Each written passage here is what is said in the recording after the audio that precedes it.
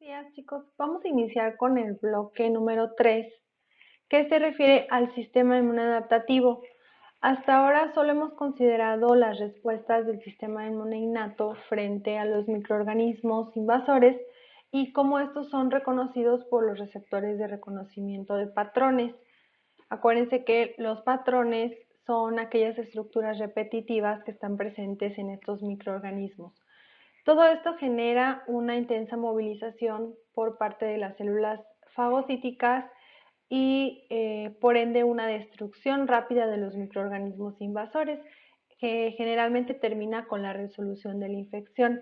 Sin embargo, esto puede no ser suficiente para proteger al organismo, por lo que es importante que se active una segunda respuesta, que es la respuesta inmune del sistema inmune adaptativo. Esta, bueno, pues va a ser mucho más potente para reconocer a todas las moléculas extrañas del microorganismo invasor, no solamente a estas estructuras que conocemos como los patrones moleculares asociados a patógenos. Bien, durante esta respuesta, las moléculas de estos microorganismos invasores van a ser capturadas por células que se conocen como células presentadoras de antígeno. Posteriormente van a ser procesadas y presentadas a unas células nuevas. Estas células van a pertenecer al sistema inmune adaptativo.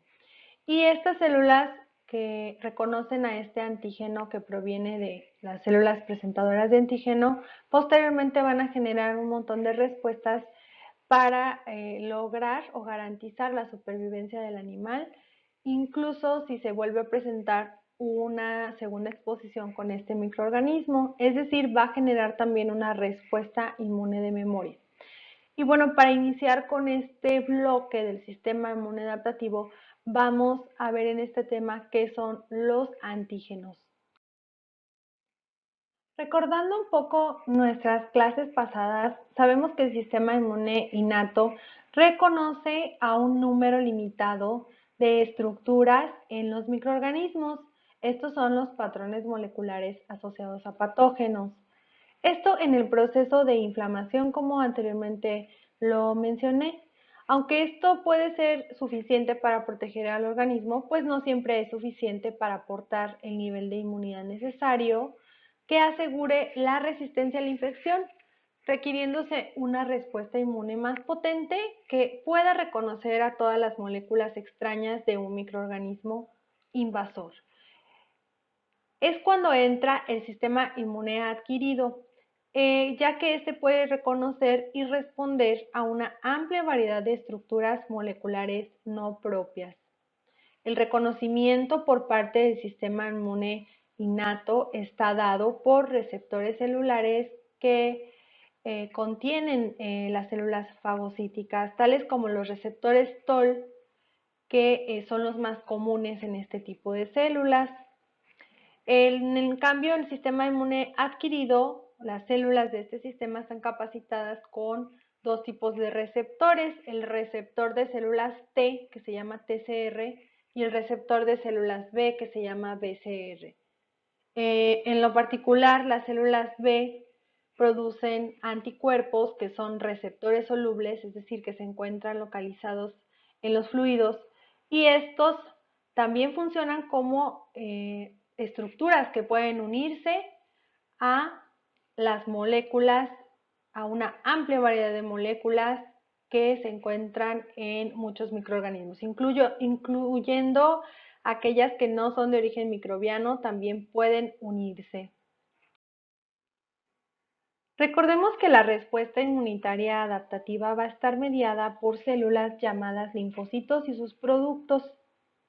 Los linfocitos van a expresar receptores muy diversos que pues van a ser capaces de reconocer a este gran número de antígenos. Los tipos de inmunidad, dependiendo de la acción o de la función del sistema inmune, son la inmunidad humoral y la inmunidad celular. En el caso de la inmunidad humoral, está dirigida a los microbios extracelulares y las células efectoras van a ser los linfocitos B. A través de la secreción de estos anticuerpos van a bloquear infecciones y a eliminar microbios extracelulares. En cambio, la inmunidad celular es la que va a actuar en contra de microbios extracelulares, pero a través de la fagocitosis. La fagocitosis por las células fagocíticas y que posteriormente van a generar esta respuesta de presentación de antígeno, va a estar mediada por los linfocitos cooperadores y posteriormente con todas las respuestas generadas por la presentación antigénica de los macrófagos activados. Y luego está la respuesta frente a los microorganismos intracelulares, por ejemplo, aquellos virus que se replican dentro de las células infectadas, y estas van a estar mediadas por los linfocitos citotóxicos que van a responder frente a estas células que están siendo infectadas o células en estado apoptótico para eliminar todos aquellos reservorios de la infección. Lo importante aquí es saber cómo es que estas células pueden ser capaces de reconocer estas estructuras de los microorganismos, ya sea previamente procesados o cuando se identifican directamente en un microorganismo. En el caso de la respuesta inmune adquirida de tipo celular, las moléculas de los microorganismos invasores van a ser capturados, procesados y presentados a estas células del sistema inmunodaptativo.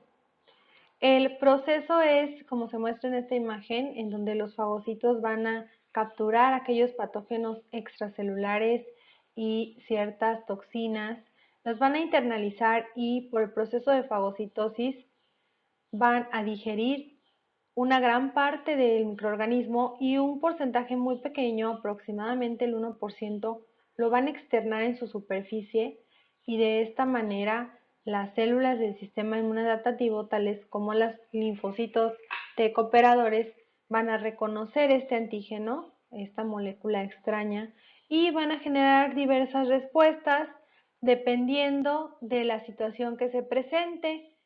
Estas respuestas van a despertar a otras células, van a inducir la proliferación de células hijas y cada una de estas células va a actuar de una manera específica.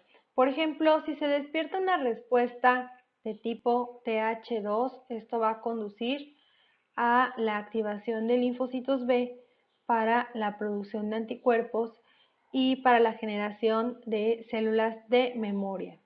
En el caso de una respuesta de tipo Th1, se va a incrementar la producción de citocinas como interferón gamma para la activación de linfocitos T citotóxicos y la posterior destrucción de células infectadas por virus o de la generación de linfocitos T de memoria.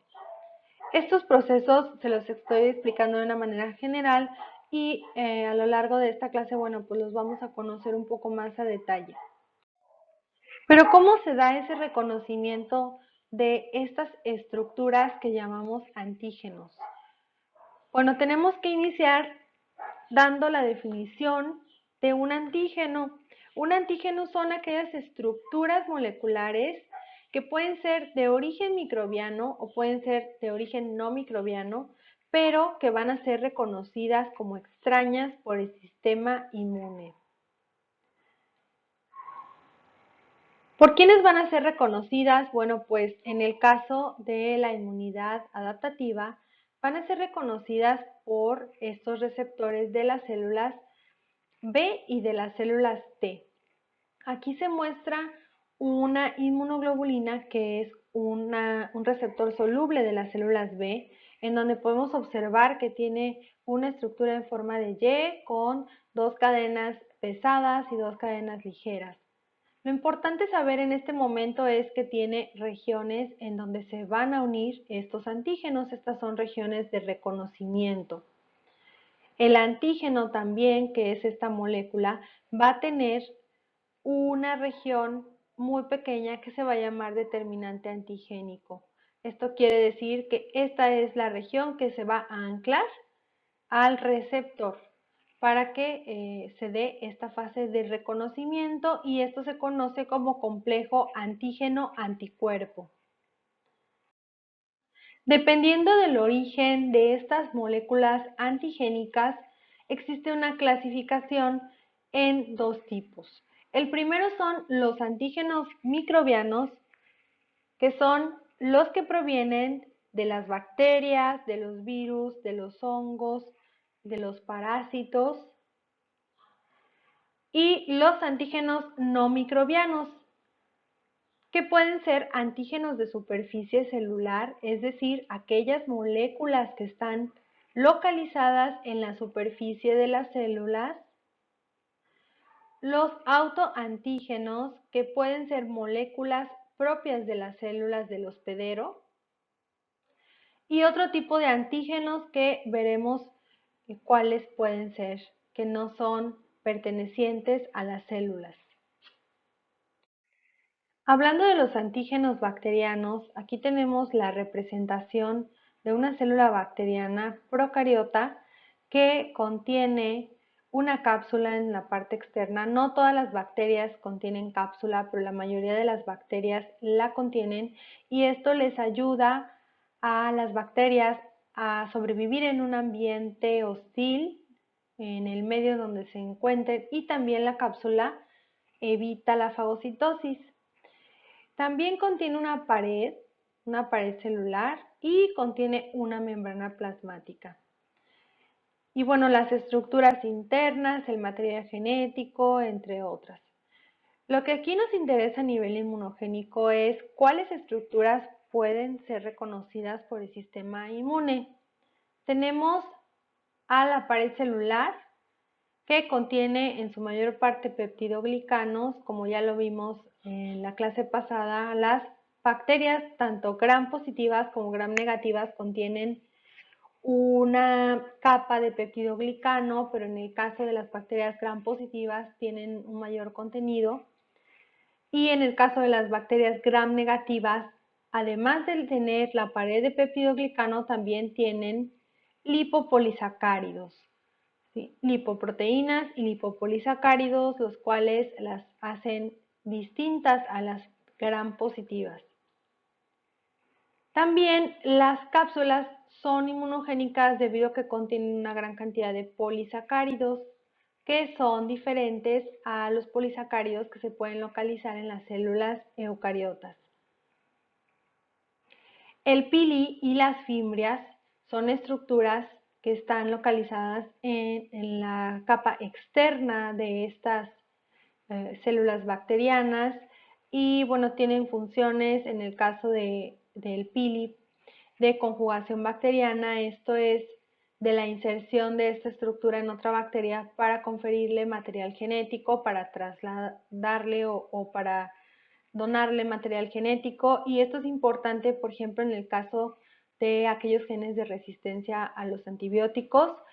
El mecanismo para que las nuevas generaciones confieran estos genes o adquieran estos genes de resistencia es a través de la conjugación bacteriana por el pili. Y bueno, las fimbrias también son estructuras que les sirven para adherirse a las células del hospedero, y bueno, estas también van a ser componentes antigénicos.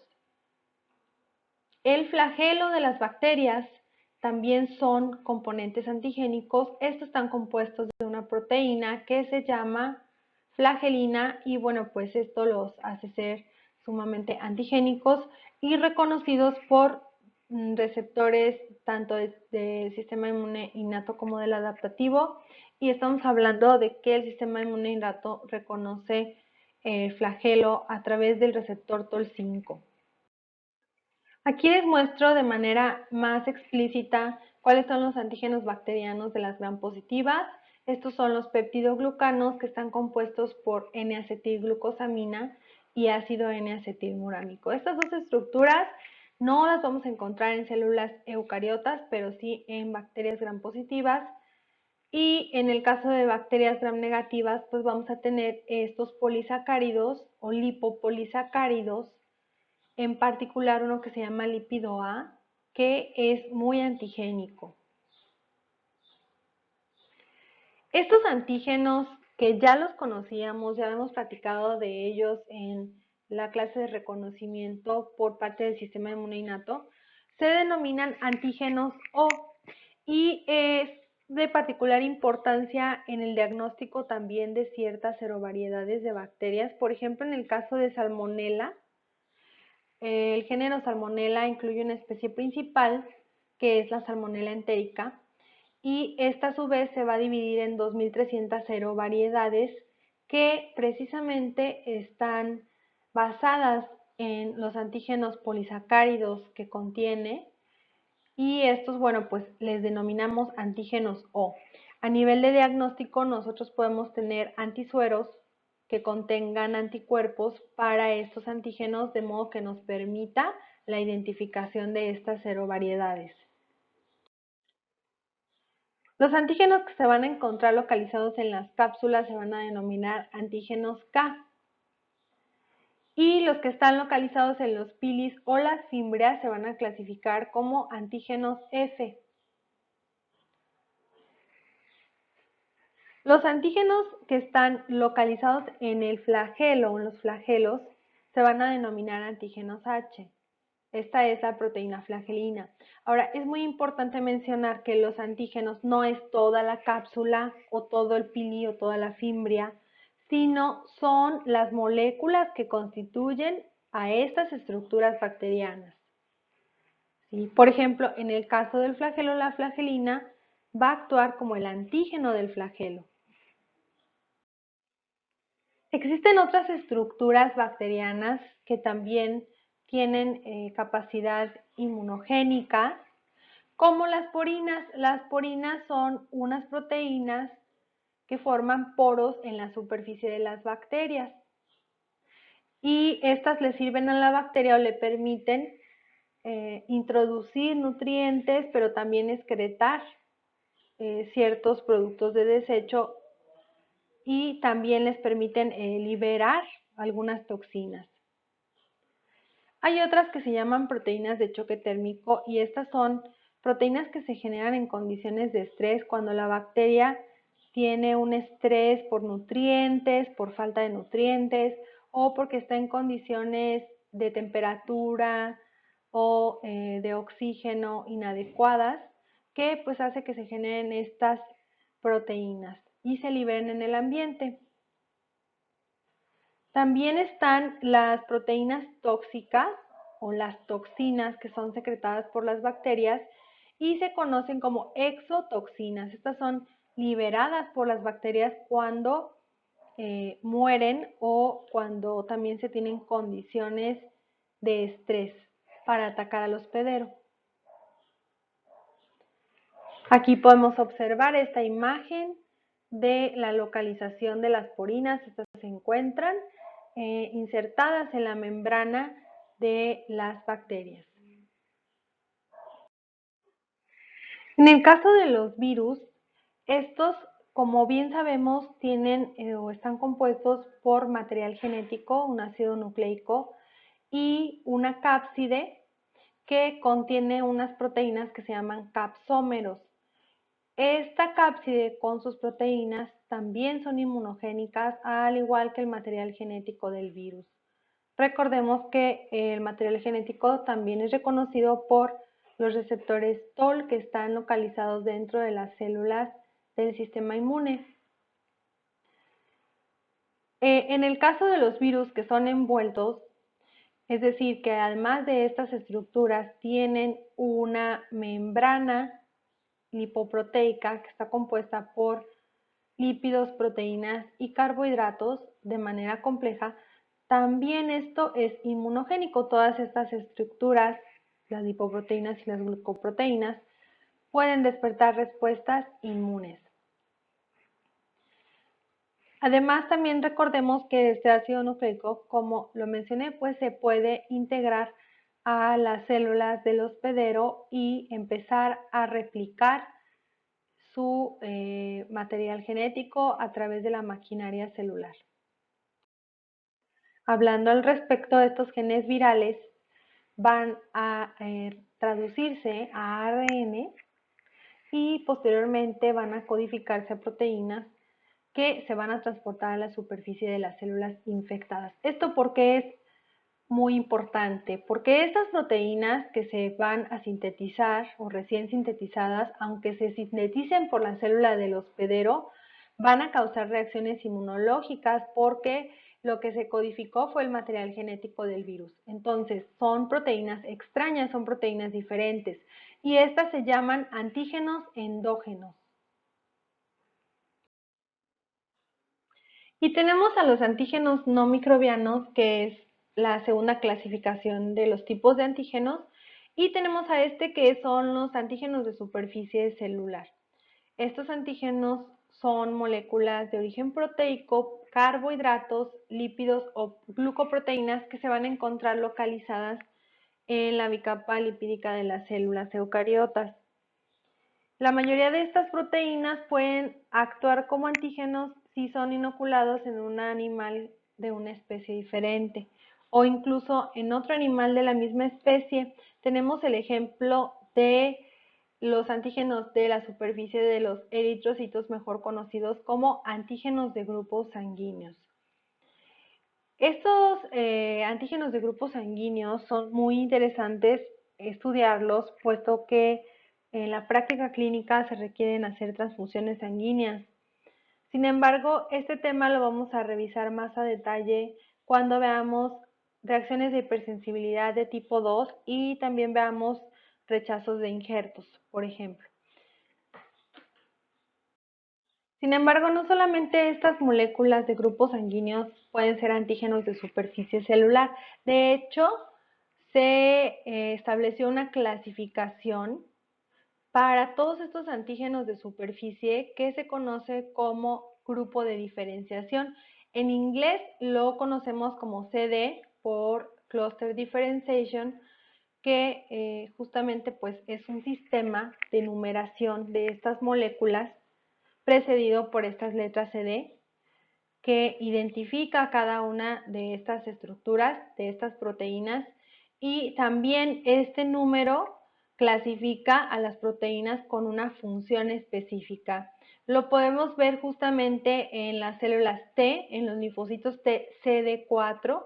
Este CD4 está identificando una proteína de superficie del linfocito que nos está indicando que ese linfocito es cooperador. Y en cambio el linfocito TCD8 pues está denotando ese CD8 a un linfocito que es de origen citotóxico. En algunas situaciones la respuesta inmune se puede dirigir frente a componentes normales del organismo.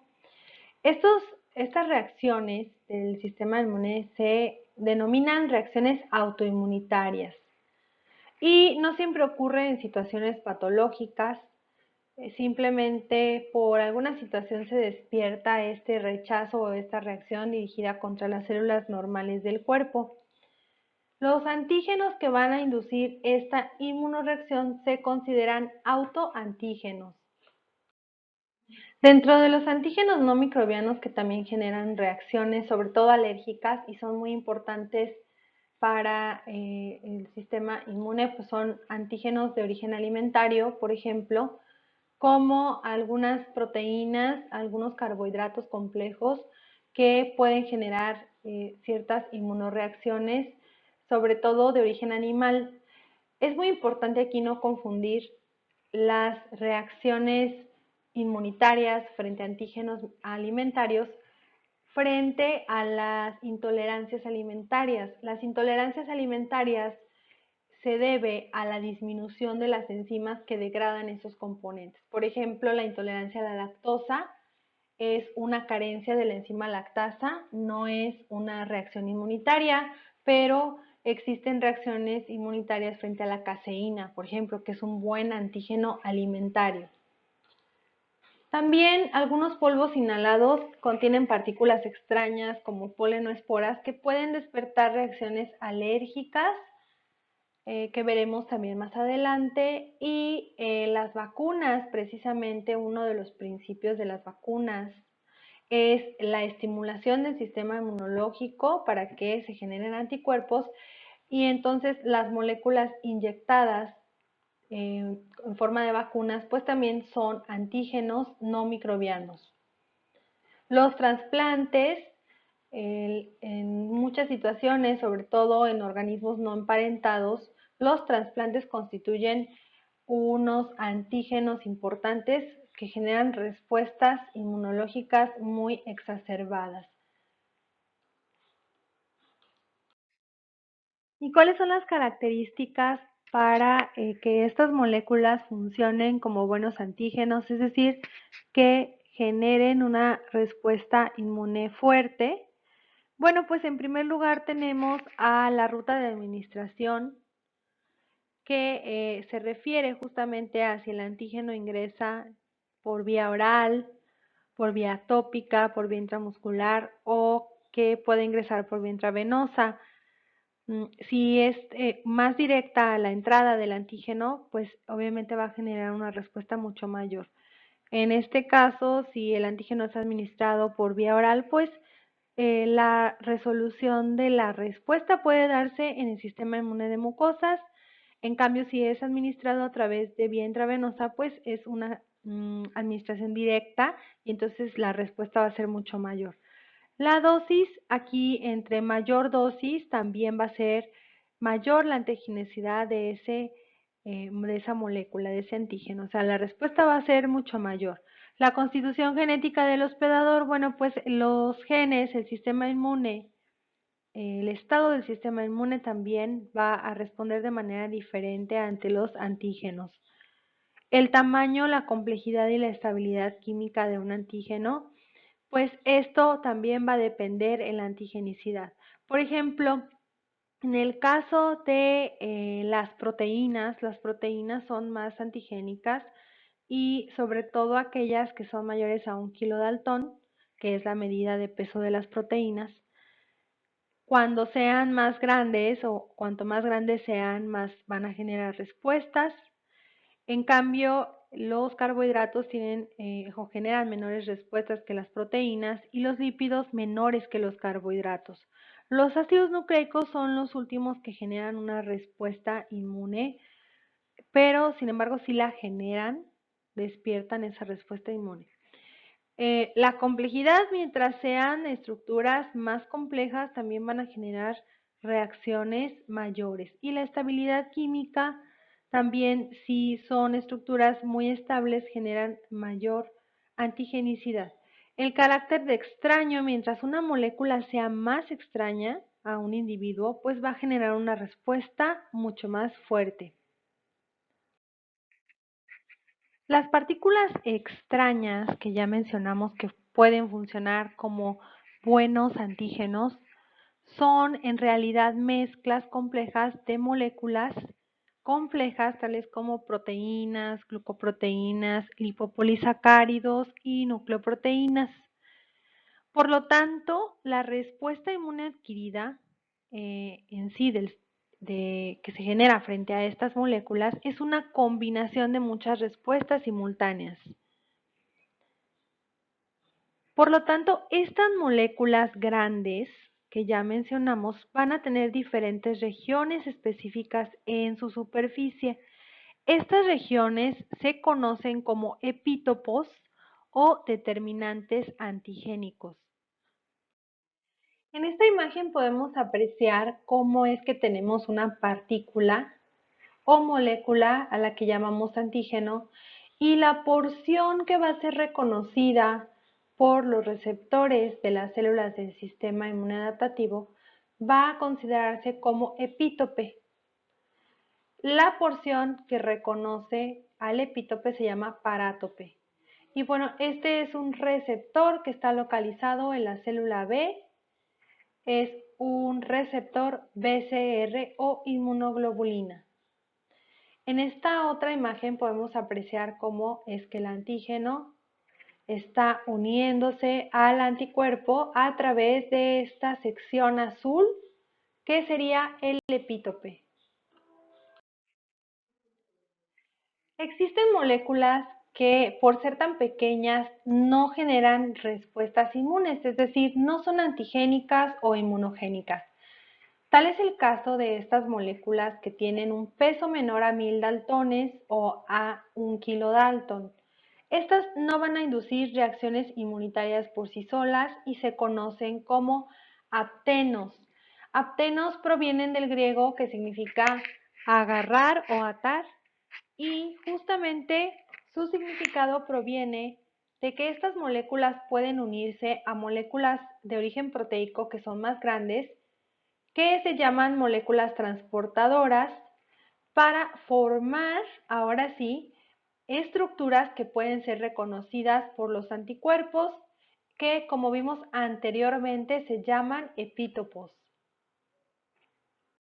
En esta imagen podemos apreciar cómo estas moléculas pequeñas llamadas aptenos pueden unirse a moléculas transportadoras. Un ejemplo es la albúmina. La albúmina es una proteína que forma parte del plasma y constituye el 70% de las proteínas globulares. Esta proteína es acarreadora de múltiples moléculas más pequeñas, incluyendo fármacos como la penicilina, que constituyen a los aptenos.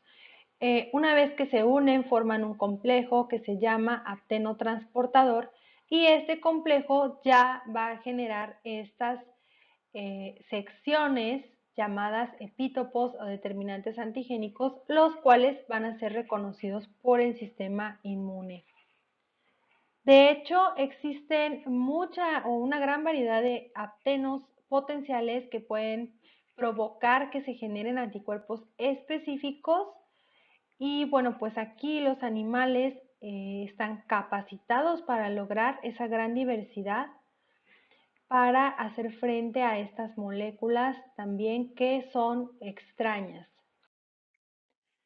Otra característica de los epítopos, de estas estructuras que pueden ser reconocidas por el sistema inmune adaptativo, es que pueden localizarse sobre moléculas que aparentemente no se encuentran relacionadas. Cuando ocurre esto, los anticuerpos pueden reaccionar frente a más de un determinante antigénico. Y como lo podemos ver en esta imagen, el anticuerpo que va dirigido frente a un antígeno dado, es decir, el anticuerpo anti-X frente al antígeno X, reacciona. Sin embargo, puede tener una reacción cruzada con un antígeno Y que comparta los mismos epítopos, es decir, que esto también esté localizado en la misma molécula. Bueno, pues este anticuerpo puede reaccionar. Sin embargo, también puede reaccionar con un epítopo que no tenga nada que ver con esa molécula, pero que se parezca al antígeno X. Por último, vamos a repasar las ideas principales de esta clase. El sistema inmune adquirido está optimizado para reconocer numerosas moléculas microbianas y no microbianas. Los mejores antígenos son las proteínas grandes, seguidas de los carbohidratos, lípidos y ácidos nucleicos. Los aptenos son moléculas pequeñas que se unen a moléculas acarreadoras para formar epítopos. Y finalmente, un epítopo es la estructura de un antígeno que es reconocida por el sistema inmune. Hasta aquí llegamos a la clase de antígenos y ahora vamos a continuar con la actividad de la clase. De manera individual, responde el siguiente cuestionario. ¿Qué es un antígeno? ¿Cuáles son los factores de antigenicidad? ¿A qué llamamos antígenos de superficie celular? Define autoantígenos, define aptenos, qué son las reacciones cruzadas e investiga un ejemplo de reacción cruzada y descríbelo detalladamente. Elabora el documento en tu cuaderno, después tómale una foto y conviértelo a formato PDF. Sube de manera individual la actividad y no olvides colocar las referencias.